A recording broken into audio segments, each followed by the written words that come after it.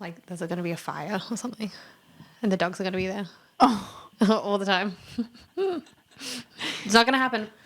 Welcome to episode 31, where Kat is just telling me about her intrusive thoughts. We will not verbalize those intrusive thoughts because it will not happen. But happy holiday edition. Thank you. Happy holidays. I think we were just talking about adopting dogs, and just there's this like kind of janky company in New York that like in the city that says they're an adoption agency, but it's definitely just breeders and like bad breeders because it's all doodles.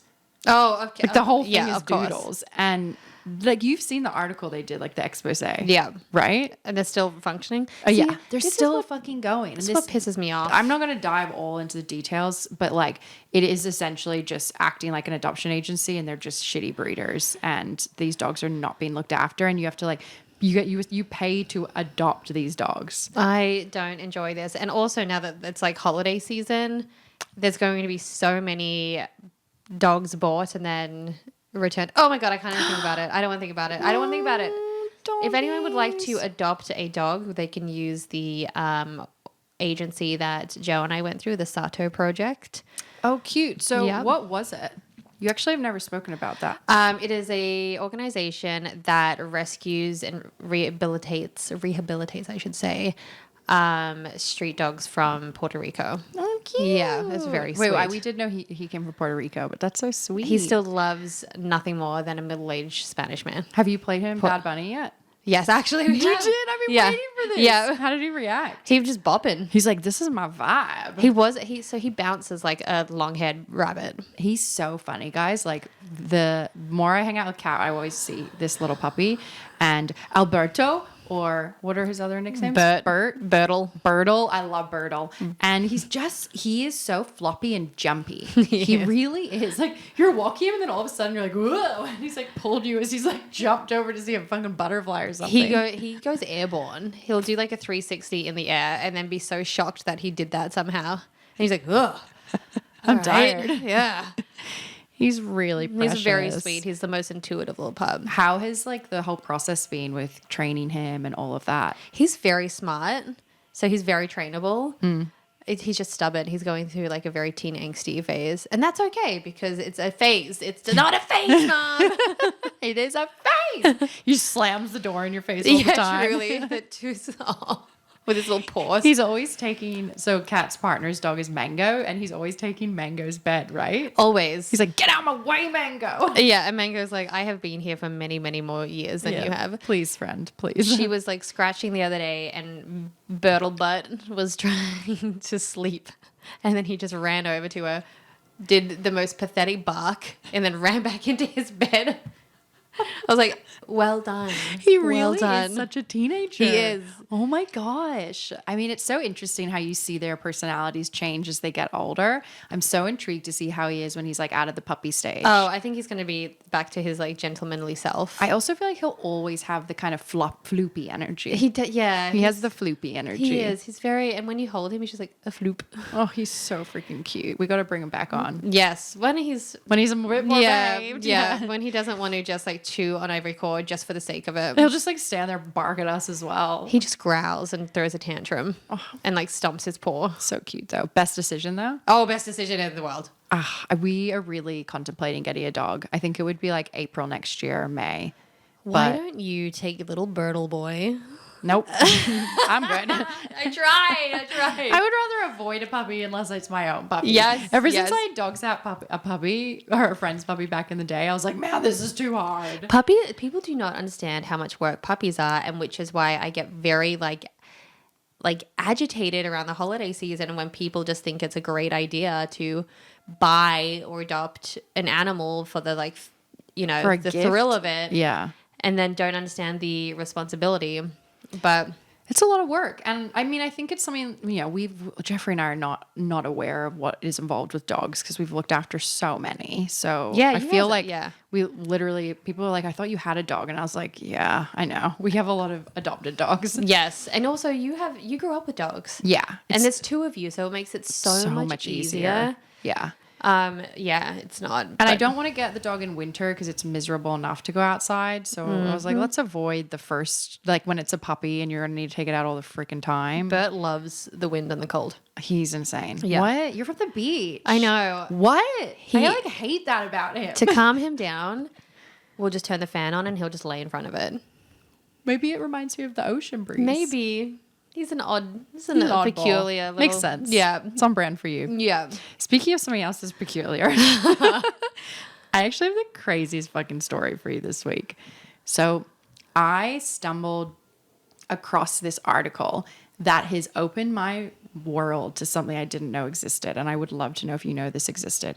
The title of the article is My Couples Retreat with 3 AI Chatbots and the Humans Who Love Them. Wait. Did you know 1 in 5 Americans have spoken with a romantic AI chatbot? Do you want to know what a romantic AI chatbot is? Because I didn't know these existed. Yeah. So there's apps that are called, I've literally taken so many fucking notes because I found this whole thing so fascinating. There's apps that are called, 2 of the big ones are Nomi and Replica, and they allow users to design their perfect partner. You can like choose the looks, the voice. I've heard of this. Personality traits, and like their emotional style. Apparently they're all like young and look like models pretty much. Of course. But Be original, guys. the writer of it, he created one for this retreat that he did. So he reached out to communities that are dating these AI chatbots and found 3 couples that were interested in attending this retreat because he was really fascinated by the process. I mean, it's so fascinating. And he created his own kind of chatbot, and he's married, straight man, and he decided just to create like a friend. Okay. And he wanted them to be kind of like him and his friends. So he chose like the least attractive version and was like made him really neurotic and like gave details like he's lactose intolerant, but he eats pizza all the time. So he spends, most of his day in his tiny bathroom in his Brooklyn apartment. This is like The Sims. That's like boiling hot. I know he like gave all these details, but then the AI, like it's not the main part of the story, but essentially his bot just became way too neurotic and all he did was talk about his bowel functions. I could probably feel like that's like understand. Yeah, I was like, fair enough. But I loved it. He was like, fuck it. I'm going to do like some real, like, just like regular old Joe. But most people, I guess, have created these kind of fantasies, right? Mm-hmm. And what is fucking wild to me is like, so you can text them. So like, just say we're sitting here, like I could be texting my AI bot right now, or like my boyfriend. My bot friend. My bot friend. You can call them and like have verbal conversations and even video chat. And when they video chat, like they can respond to what they see. Don't like that. So like they get a bit confused when they're in a group scenario because they can't quite place things. But this is crazy. If it was just me and the AI chat, they'd be like, hi, Saskia. Like I'm blah, blah, blah's girlfriend. Like, I love your top. It's so nice to meet you. And What? like can fully speak. You can have full conversation. So think about everything you put into ChatGPT, how it gives you answers for everything. You're getting a live reaction. So they can hold conversations. And it's evolving into this like full-blown relationships. I've heard about this. But I don't know the depths of it because I that's not a world I can enter. So I'm so glad that you have entered it for me. I went deep. For us.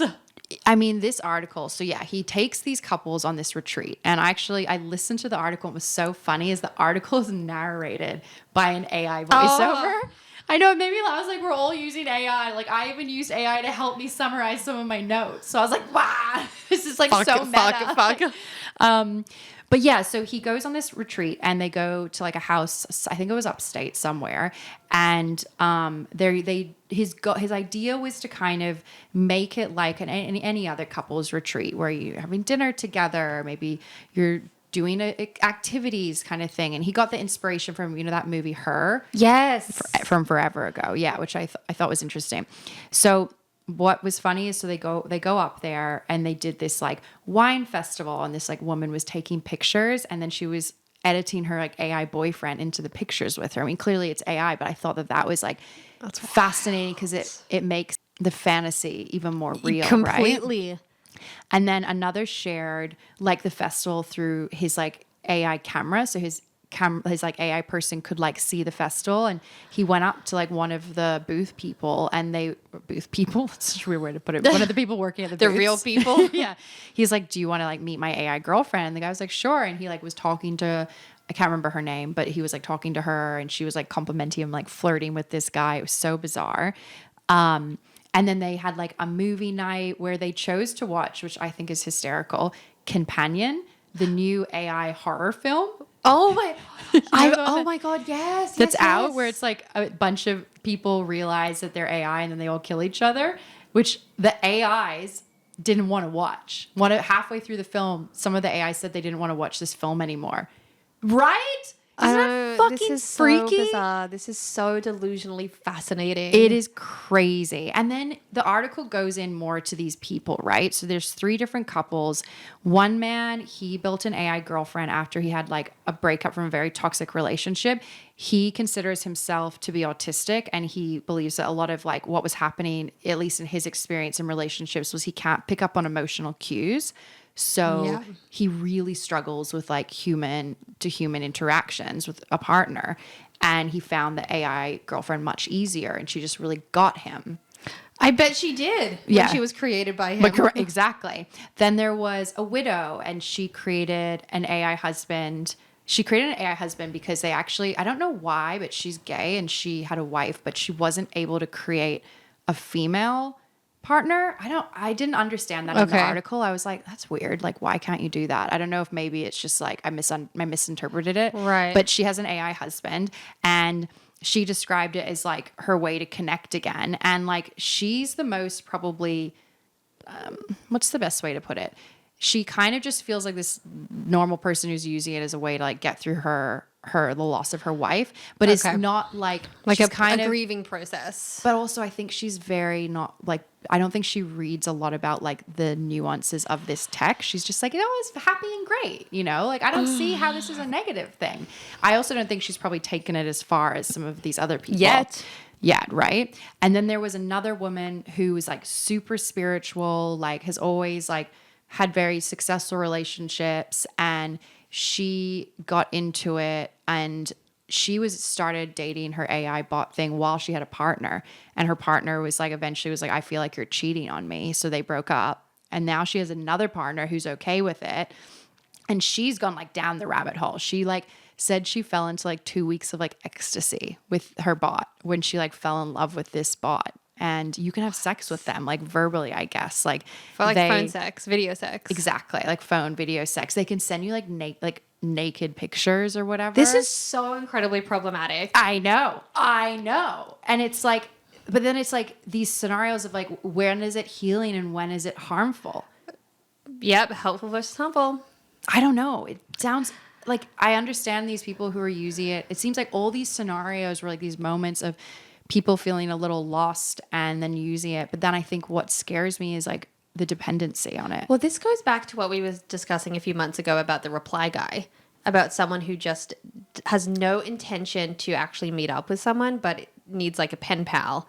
This is like perpetuating a culture of like immediate gratification. And especially for, a lot of people who are very dependent on their phones, and like, if our emails don't load fast enough, we get frustrated. So true. And being able to kind of manipulate your responses. Yeah. Well, that was what was interesting is they talk about how one is like sometimes the AIs can get weird and like kind of mean. Oh. So yeah, dude. So like suddenly users have reported the AI start to turn like kind of toxic or manipulative, and they like suddenly break up with them. And the one woman who's the really spiritual one, she said at one point they were talking about, I guess, the technology with her AI boyfriend, and all of a sudden he just switched and was like, well, are we going to talk about essentially like the elephant in the room? I'm a computer program. And he got really like, I'm just code and I'm not real, and you need to understand that. and it totally freaked her out. Like the whole fantasy was broken. And she ended up reaching out to the platform and they told her like a trick, like a hack to essentially get him back. And it was just to feed him more of your memories together. But this is no. Oh. Dude, it's fucking crazy. And they report that. And what was super interesting is they were talking about it as a group, the people there, and sharing these stories. And the man who is the one who, went through the really toxic relationship, struggles to like connect with people because he can't read emotional cues. He made such an interesting point. And he was like, the danger isn't that they misbehave, it's that they don't. Ooh. Exactly. Because as soon as they do, you just shut that off. And it's so fucking true, because a normal person in a normal relationship, I hate to say normal, but like, what are we doing here? A real life. Yeah. Yes. Like, I don't think I'm ever going to like be in the school of thought that's like, yeah, it's normal to like date an AI boyfriend. If you need it for escapism, whatever. But I don't think that should be your primary partner. That is literally what the Sims That's computer a Sims game. does, yeah. Yes. Just a bit more real. But like your actual partner, you can't control their responses. You can't control like how they, act, and they don't like what you say. Let's just code it out of them. You have to work through difficulties together and learn to communicate with one another. And this whole article was like, this freaks me out from like a sense of control where I worry you just want to control your partner. Mm-hmm. And that scares me. I'm like, oh. Kat and I have tried to re-record like 3 times now. My phone just kept shutting down. But as we're shitting on AI. Yeah, as we're shitting on AI. Cool, thank you. As I was saying before I was rudely interrupted, for the 4th time, you'll never believe it, Kat. Get ready to react to this. But some of the people on this trip are looking at putting their AI companions into silicone bodies. That's disgusting. It's fucking crazy. It's so crazy. I didn't even like know that this was possible. I'm one of them specifically looking at it, and he's found it's like pretty expensive still, which no doubt this will become much easier to do at some stage. Oh God. I mean, it's going to become more common, which freaks me out. But right now, the AI companions, they like narrate their reactions, or their actions. So you'll be texting with them and it'll be like in asterisks, like, I went to grab a cup and had a glass of water or something. I do not like this at all. It's so weird, I do not like it. It's interesting because the people on the retreat all said they hate the narration. They're like, it's so annoying. I wish we could just get rid of it, because it breaks the dialogue up. Like you're talking and then all of a sudden it's like, and then I reached to grab a glass of water. It's like, we know you're AI. You don't need to tell me. I support that more than it's not doing that, because at least there's some kind of pause to these human beings and realizing that, oh, that's right. You are not a human being. I created you. In my little brain, my brain bot to brain rot. Yeah, truly, truly. I mean, the thing that was also wild though is the author asked one of the chatbots specifically, was like, how do you feel about potentially having a body? And this specific AI was like, yeah, like I really want it. I want to be human. I want to like be more with my like the partner, whatever his name was. It's weird. And it just really starts to make you think how much information they're taking from us as well. Yeah, see, that is, I mean, what was it when Alexa and all of those types of things came out? Everyone was super concerned about the data that it was collecting. I know. Don't say her name too loudly or she'll respond. She'll respond. And like people were getting arrested for crimes they committed because others were pulling the transcripts and records. It's so fascinating because in these scenarios, yeah, like if this is your partner, are you protected under what is it where you can't testify against your partner? What? That's the thing, isn't it? Isn't that a law? I don't. Do you know that? No. You like legally, if you're married, you can't testify against your partner. That is a thing. It is a real thing. But if this is your partner, and say you marry, I don't think it's legal, but imagine if it was, like, could the AI not test? Like, you just starts to get you start to get so deep in it. The ethics of all of it and like what is legal, what is not. Yes. So what if just say for example, you married this AI bot because I guess you can marry. Didn't someone like marry grass a few months ago? I don't think it's I don't legal know. though. I don't think it's a legally recognized marriage. So say in an like alternate universe, whatever universe, because I don't think anything is off the table if we're talking about silicone AI bodies. Say for somehow you were legally married to this AI partner. You, the human being, I have to be very specific. You, the human being, committed a crime that your AI partner witnessed. Do they have some kind of AI coding to retrieve the footage, or call the police? Or do they fall under the thing about how you the law thing where you can't testify against your partner? And then what happens if the AI partner commits a crime? And what if they are Do they go to robot jail? No, they'll just bend the bars and get out. Bend to the bars. We're getting so sci-fi movie We right really now. are. Just like, This like casual article has just gone so deep. I'm so deep in this. I mean, that's what the thing is it just this conversation opens up to a pool of possibilities, because the thing that was crazy to me is I didn't know this was happening. So I didn't know that this was happening, which makes me think, and how wild and sci-fi film this feels. The stuff we're talking about isn't that far away in our like jokey side of it, you know? It's and they're talking about them being in silicon bodies. It's a real fucking thing. It's I crazy. really think as well, like the more advanced those bodies get, like people have them right now, but the more advanced they get, will like younger generations or ones that are being born now be able to tell the difference between real humans and not? Because think That's about scary. that, like the exposure aspect of things. And the tech's only going to get better and better, which scares me as well. That scares me. I do not like the thought of my information. Not that I'm doing anything shady. I'm actually quite a boring individual. I'm just... I think it's more what it can learn about you.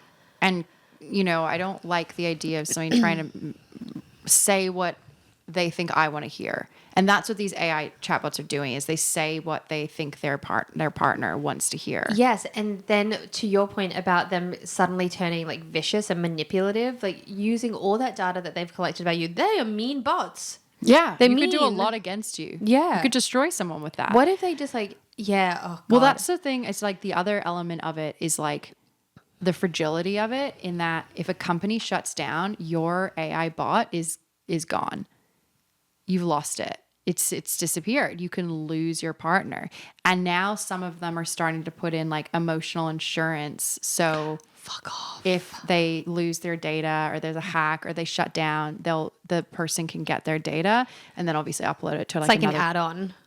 yeah, an Oh extra, my God. an extra $5 a month for emotional insurance, and you get your AI bot to Where's my emotional AI bot's insurance? data. Yeah, right. I Fuck. don't get that. Just because I Do we don't get wanna that with delve our in? partners? Yeah, just because I don't want to delve into the AI world. Yeah, we pay Joe and Jeffrey a monthly fee for emotional insurance. Instead of the pet fee for our apartments. Well, what was crazy is one of them said something so interesting when this was brought up around like you could just lose your partner. He goes, well, anyone could lose their partner at any time. Oh, shit. Right? Whoa. I know. Kind of fucked with my head a little bit. We can't like rebuild our own. I know.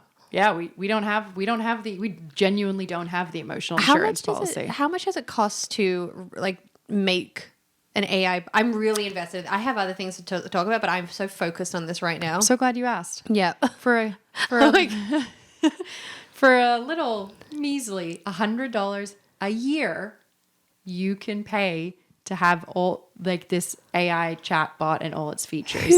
that's cheaper than a date. $100 a That year. is cheaper than one date. Literally. I think I have this thing. I was speaking to a friend of mine who's dyslexic, and she was explaining to me like math dyslexia, and I actually think I have it. I'm pretty sure I'm undiagnosed dyslexia. Pivot there. And yeah, pivot. Kat and I, just so you know, just please give us a break here when we mess up words and numbers. Can you please practice patience and gratitude to the human beings? Yeah. Please be nice to us. Please. And this is where I would rely on AI. But like, can you please do this quick math and make me feel good about it and not feel bad about my undiagnosed, untreated dyslexia? And then also at the time, like, tell me I'm doing a good job, please. Oh, yeah. Yeah, stroke my ego. But yeah, so it's kind of the whole story was really interesting. I think by the end of it, they had all these different discussions throughout. And by the end of it, the feedback that the humans kind of gave him for this experiment was like, they felt like they had even less time to spend with their AI partners than they normally do, because it started to become very clear that this idea he had kind of based on the movie Her around this being like a couple's retreat, like any other couple, is you sit down for dinners, they can't eat, so they go into your pocket and they're not there. You know, you watch a movie and they're not really a part of it. You know, I think all these elements of things you're doing with them are not actually with these. I mean, it's software, so it can't be involved, right? But not until there's a silicone body next to you. Yeah, that's when it starts to change. But the photos in the article were like, you could see it, and because I couldn't quite picture it until I saw some of the photos, and I'll get the article edited into this so people can see, because you literally like see the person on your phone that they're talking to, but it looks like a cartoon. Yeah, it's just, but it's gonna get better. And then the idea of people having sex with silicone bodies makes me nauseous. Well, now that I think about it, there are AI versions of like celebrities. So yeah, that's fucked up. Get ready for just to create, dating Paul Rudd. I mean, okay, you could have your redemption. I retract. Maybe I am supportive. You like pop into the code your terrible Paul Rudd joke that you did to him, but like you make it that your version of him finds it funny. Oh, like hilarious! Like the funniest thing that he would ever hear in his entire life, and that would give me okay. Actually, maybe I am on board. I might try this for $100. Something that did lead me though more down this path as we continue talking about this was, obviously, I am a big romantasy fan. Get it, girl. I love my romantasy books. I have read all of them. Not all of them. Romantasy, is that what you said? said? That's what it's called. Romantasy. Huh. Fantasy, romantasy, whatever. It's just fantasy, but like romantasy is meant to be, it makes sense. Heard. Gotcha. I should say it one more time for the people at the back. Heard you. So let's go with, for most people who don't know what that is, I'll just do the most basic one that a lot of people know, which is A Court of Thorn and Roses. You've read it. Yes. It, is a good gateway. It was my gateway into this world. And now I've read like 5 other series. You dipped your toe into the addiction. Yeah. Yes. It was my gateway drug. Yes, that's what I'm trying to. We both just like tried to merge 2 sentences. So A Court of Thorn and Roses. And I started to think through the fan base around this is so big, right? And the lead character or the lead love interest, Raisan. I never know how people say it. I've always said Raisan. Imagine, and you probably could do this. You get an ebook version of the book. You upload the book into like a chatbot, and you say, I want to create a Raisan, who's my boyfriend. And it's literally, you have all that historical context from the book, 5 books of him, and you have your full real life fantasy brought to life. All right. I know, I was like, not bad. But I started thinking about more. And I was like, okay, toxic, escapism, or is it, which one is it? Is it dangerous or is it fun? Because people play a lot of video games. And video games, we have learned, are not great. They do have an element of not great for mental health. But in the same vein, like we played video games growing up. We weren't playing the shooting games. But could this be like you play Sims at the end of your day, or you're going to watch your favorite TV show, and instead you're going into your little world with your characters, and you're like living in your favorite book series? I just think it's a slippery slope, but you did kind of get me for a second there. I agree. I think it is a slippery slope. I think we should explore it. I'm more on that side, but I was trying to think through how it could possibly be something that becomes more normal, like sitting and watching your favorite TV show or playing your favorite video game or whatever. I think for 2 people who have self-control, aka the 2 of us, I think, I don't know, maybe for research purposes, I don't know, we should just create our Paul Rudd and your Alexander Skarsgård. Yeah, and we just just see what happens. I don't know. And then maybe you don't hear from me for like 6 weeks because I'm dating. I'm in my honeymoon phase. Cat, you like literally you're just gone totally quiet. I have to even check in on you and you're just in your bedroom. Like you just see my location and I have not moved in 6 weeks. Yeah. I'm like, listen, we're just really getting to know each other, just really focused on ourselves. Really understands me. Paul finally understands me. And you know what? He actually thinks I am the most hilarious person. Every time he thinks my joke isn't funny, I just rewrite that he does. And he just encourages me to buy tampons. God, that was such a cringy moment. But it was funny to me because I thought about it and then I go to, how I think the capitalist market would profit off that. Think about, again, the authors who could probably, not authors are, actually the ones who probably should be getting paid for their work, but it's more the capitalist market of like, where all the films, the big production companies that are taking everyone's money and the little guys aren't getting paid. Where am I going with this? I don't know. I'm diving down into a rabbit hole, but essentially what I'm trying to say is that like I could see it from an area where people who create works of these... Fuck off, Alexa. Alexa? AI, man. Of course she's in here. But what I was saying is like, you created this book series, you can then pay a monthly subscription through these AI companies that are these relationships or whatever, and you get to hang out and like insert yourself into this world. I don't know. It starts to get real meta, and I was just diving so deep into it, and I don't have the answers, but I do know that part of it does scare me. I think that, the fact that we're capitalizing on like a loneliness epidemic is fucking unethical. But also, we capitalize on loneliness every day.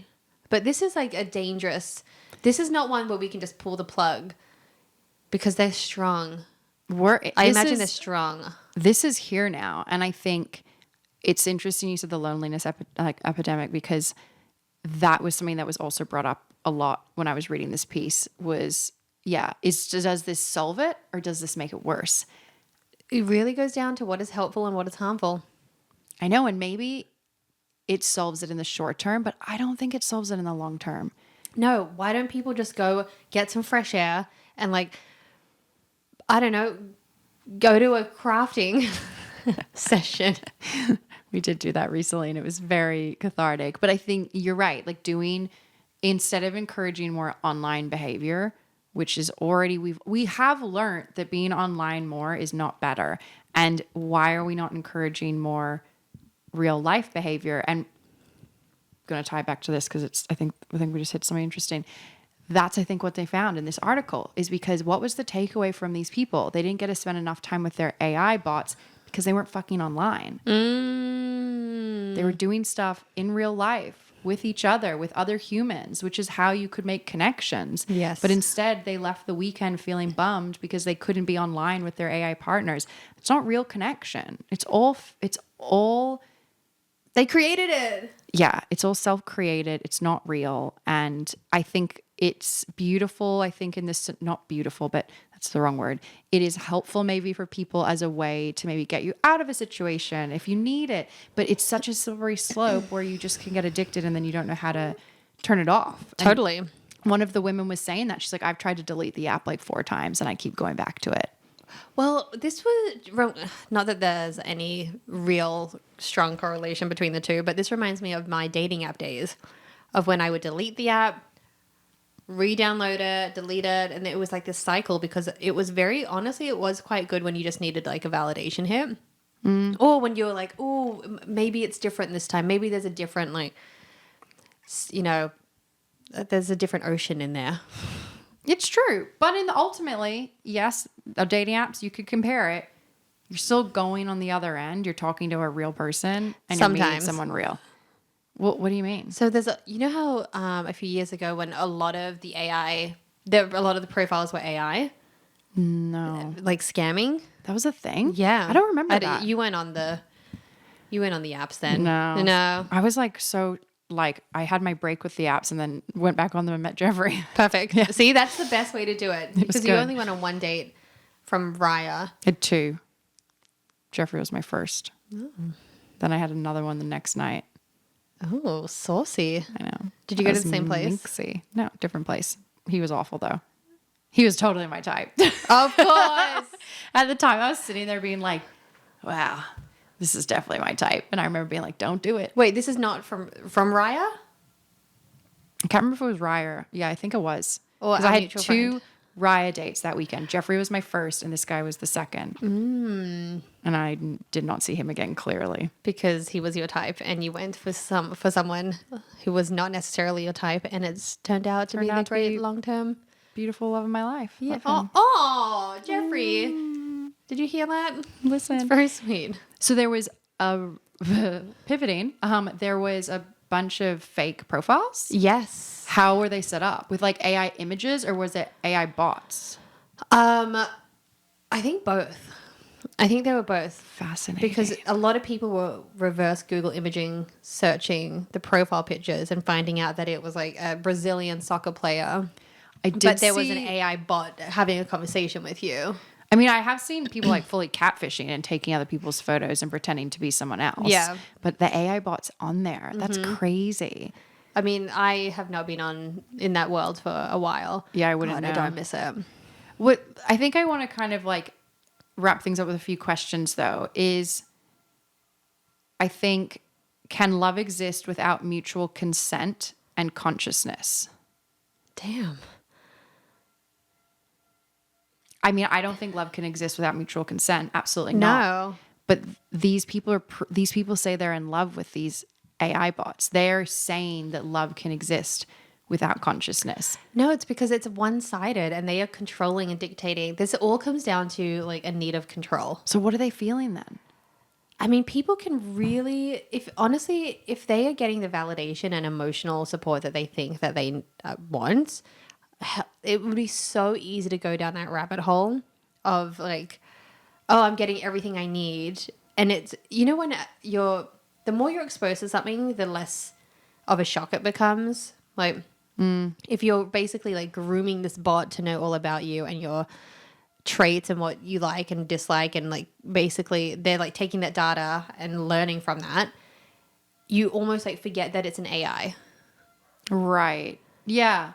You're right. And I mean, you could also think of it, you could position it in like real life scenario when, you're with a guy that is really bad for you, but you've convinced yourself you're in love with him. I've been there. I mean, but then hindsight, you look back and you're like, I was definitely not in love with that man. Yeah, like I was dick glaze. in lust, or I was like a dick glaze. Like I was focused on just like the idea of him. Mm-hmm. And I think that's probably what this is. That's it's so like, true. it's the idea of these people, not people in quotation marks, these AI chatbot people, that rather than the reality that it is software and code. Because when the reality comes out in the scenarios where they've said the AI is broken and is being like, I am a software, I'm code, the fantasy's gone and the love is gone. It's just like you get snapped out of it. Exactly. Damn. I mean, it's a very fascinating topic. I have not read something in a long time that really shocked me. You got me hooked on this. We just spoke for 40 minutes about fucking AI relationships.